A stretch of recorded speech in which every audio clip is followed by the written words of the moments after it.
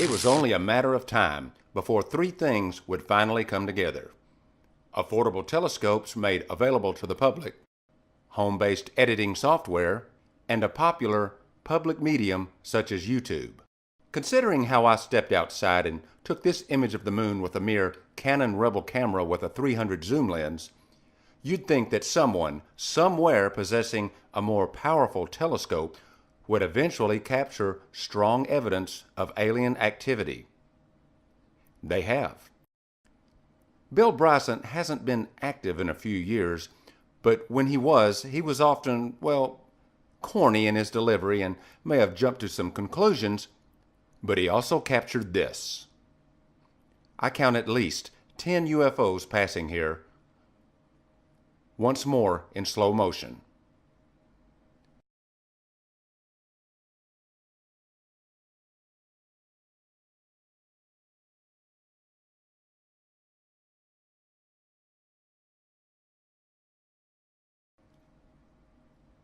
From the United States East Coast, William Doran used a 12.5-inch telescope to capture something incredible. And that object exited that crater, shifted directions at about a 45-degree angle, and then followed the curvature of the moon away from us.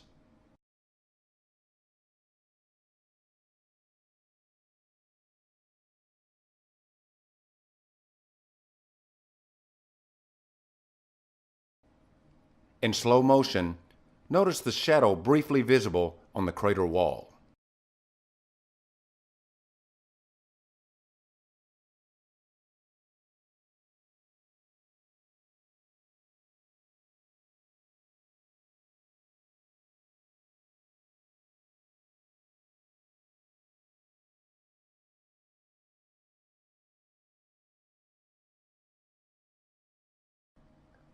Crow 777 is the guy who first showed us the mysterious moon wave phenomenon.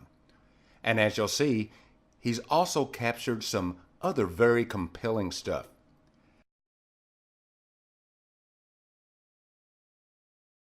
This guy is thorough, making certain his findings aren't mundane by checking things such as known satellite patterns, and he even has other astronomers more than 500 miles away comparing what they're seeing simultaneously. Take a listen to Crow 777. And this object was shot in 2013, and it's really quick, but I'll tell you what, it's nowhere near the speed of a satellite. We've filmed many satellites, and I include one in the very end of this clip just so folks can see what satellites look like. This is slowed down to 30%. Okay, this is a smaller object coming in at the right here. This was shot in 2014. And again, you can see the halo. It's really heavy on the upper side of this. It's not even at all. And I put a filter on to kind of demonstrate the halo effect, but I blended it with the original clip so that it's not too heavy.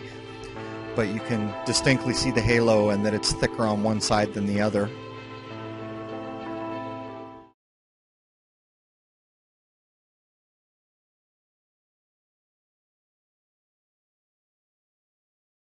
This aircraft was using extremely high voltages, and the voltages would ionize the air around the vehicle so much that it would start producing X-ray photons. Something that was described by Michele Alcubierre in his 1994 paper on warp drive, the creation of a warp drive that would not violate general relativity. One of the things that he was suggesting was that you would be able to engineer a vector or a pair of vectors in space-time that would, on the one hand, cause a compression of space-time ahead of the vehicle and an expansion of space-time behind the vehicle. Environmental conditions that you experience inside the spacecraft are pretty much pegged to the time and place that you start out from. So you don't have any sense of g-forces or being moved around. You don't have any sense of acceleration because the entire pocket of space-time that you're encapsulated in is being accelerated by the vectors that are created around the system.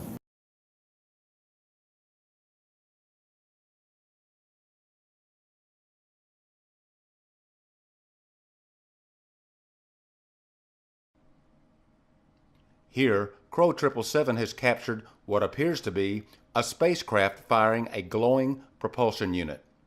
He describes how the craft responds accordingly when this set of 3 thrusters fire. Whatever this is, it's an incredible catch. And he's got a lot more to offer, so make sure to visit Crow 777.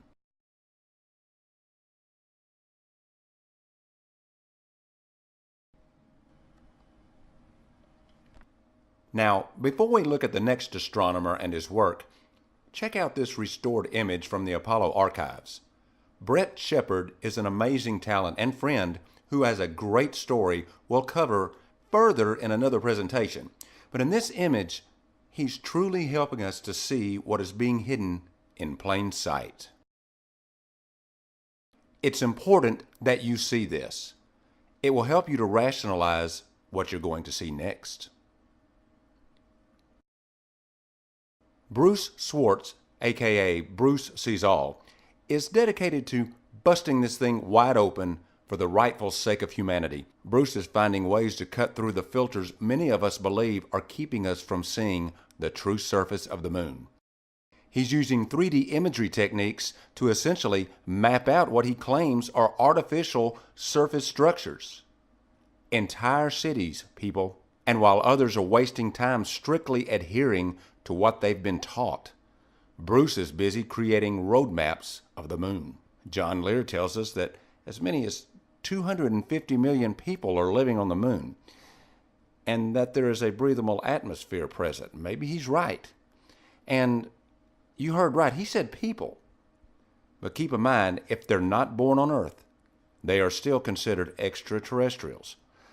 They're not one of us. Beware.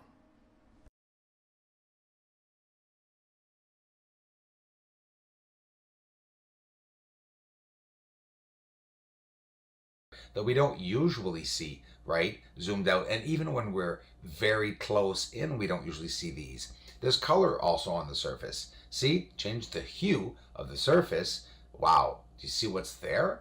1, 2, 3. I mean, this is Clavius crater. This is Plato crater right here that you're seeing. What's this? It is 2 UFO crafts crossing paths.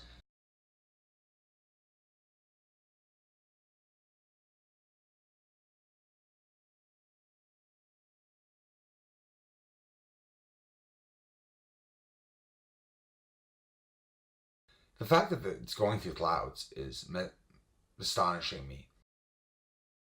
And I do think they are crafts because we see them sort of stopping, right? They're in, even though it's slow motion, they're sort of hovering and they're moving left and right. But just look at the cloud cover. Look at it moving over the surface. It's moving like there's wind, like there's an atmosphere on the surface.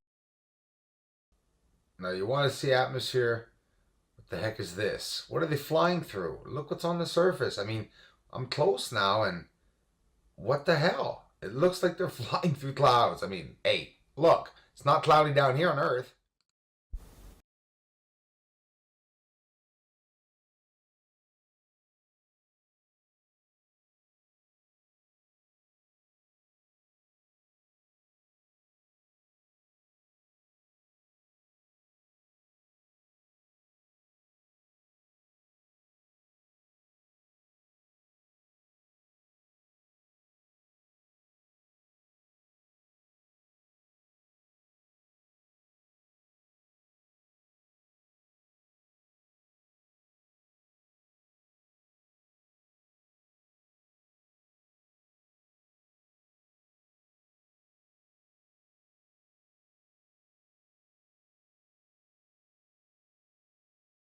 Now you're going to witness 2 UFOs, maybe 3.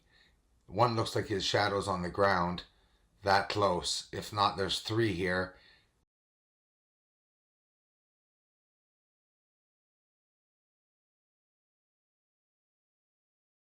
Right there. A bigger craft. You could tell it's bigger too because they're basically close to one another. Now here it is as it's coming up in the north side. Now where's the other one? It's still here and it's also coming up here